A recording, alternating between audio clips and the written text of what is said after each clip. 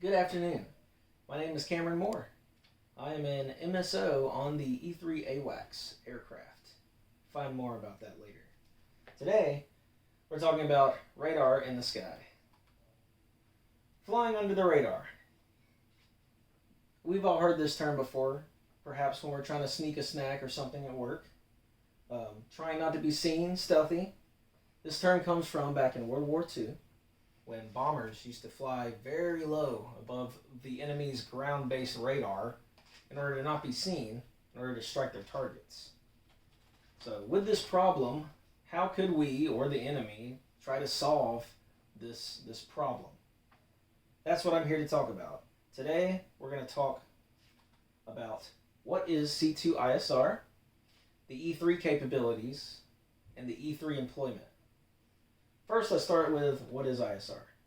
So C2 is defined by the DoD as the exercise of authority and direction by a properly designated commander over assigned and attached forces in the accomplishment of the mission. So, for example, if I'm tasked in the E3 to go somewhere in a designated area and control fighters to accomplish a mission, we're doing C2.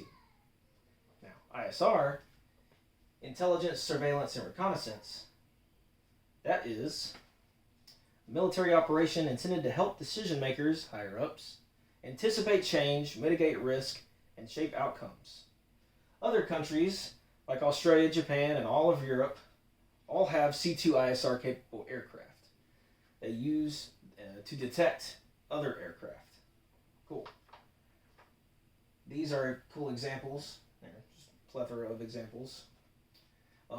They're used to keep the skies safe when the ground radar use is not possible, as well as control friendly fighters to investigate and target enemy assets or ambiguous objects like UFOs. Remember, the government just came out and said, oh yes, there's actually UFOs.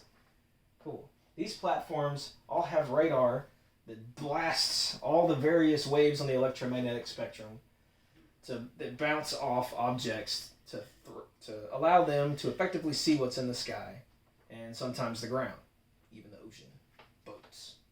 Cool. So, how does the USA accomplish this overarching goal?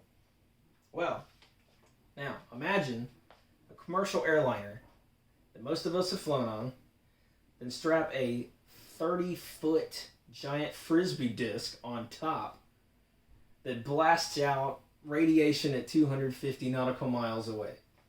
Ladies and gentlemen, you have the E3 AWACS.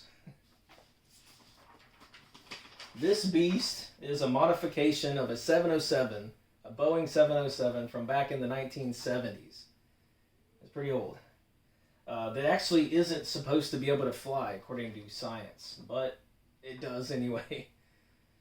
According to the Air Force fact sheet, some other capabilities include passive detection system, to sense other aircraft radar and determine the type of aircraft.